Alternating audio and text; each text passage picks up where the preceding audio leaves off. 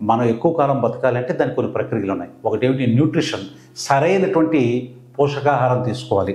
అంటే proteins, healthy ఫ్యాట్సు, carbohydrates తక్కువగా తీసుకొని ఎక్సర్సైజ్ చేస్తూ రోజు 8 గంటలు నిద్రపోతూ మగవాళ్ళు 3.5 లీటర్స్ వాటరు, ఆడవాళ్ళు 2.7 లీటర్స్ వాటర్ తాగి వీటిని పాటిస్తే మనం ఖచ్చితంగా ఏది ఎక్కువ కాలం బతకగలుగుతాం. 5 ఏళ్ళు మనం ఆయుర్దాయాన్ని పెంచుకుంటే వాళ్ళు 150 ఏళ్ళు బతికిస్తానంటున్నారు. చూద్దాం.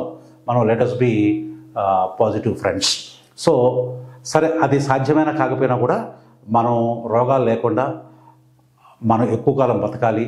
అంటే ఎక్కువ కాలం బతకటం ఒక్కటే గోల్ కాదండి, ఆరోగ్యంగా బతకాలి. ఇప్పుడు మనం 200 ఏళ్ళు బతికాము.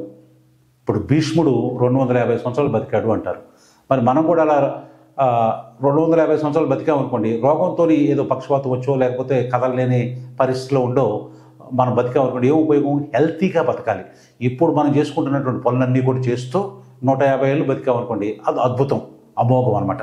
సో సైంటిస్టుల కృషి అంతా కూడా దాని మీదనే జరుగుతుంది. సరే, అది ఎప్పటికైనా అది 5 ఏళ్ళు అంటున్నారు, కానీ 5 ఏళ్ళు కావచ్చు, 10 ఏళ్ళు కావచ్చు, 20 ఏళ్ళు కూడా పట్టచ్చు.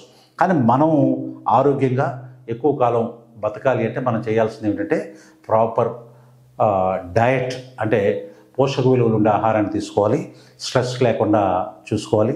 ఇలా చేసి మనం ఆరోగ్యంగా ఉండొచ్చు. తర్వాత ఎక్సర్సైజ్ అండి. బాడీకి వారానికి 150 నిమిషాలు ఎక్సర్సైజ్ అవసరం. అంటే మీరు వాకింగ్ పోండి, జాగింగ్ పోండి, ఏదైనా పని చేయండి. నేను ఇల్లు ఉడ్చాను, గిన్నెలు తోమాను, అది ఎక్సర్సైజ్ కిందకి రాదు. శ్వాస వేగం పెరిగేది ఏదైనా సరే గుండె వేగంగా కొట్టుకోవాలి, శ్వాస వేగం పెరగాలి. అలాంటి పని చేస్తే అది ఎక్సర్సైజ్ కిందకు వస్తుంది.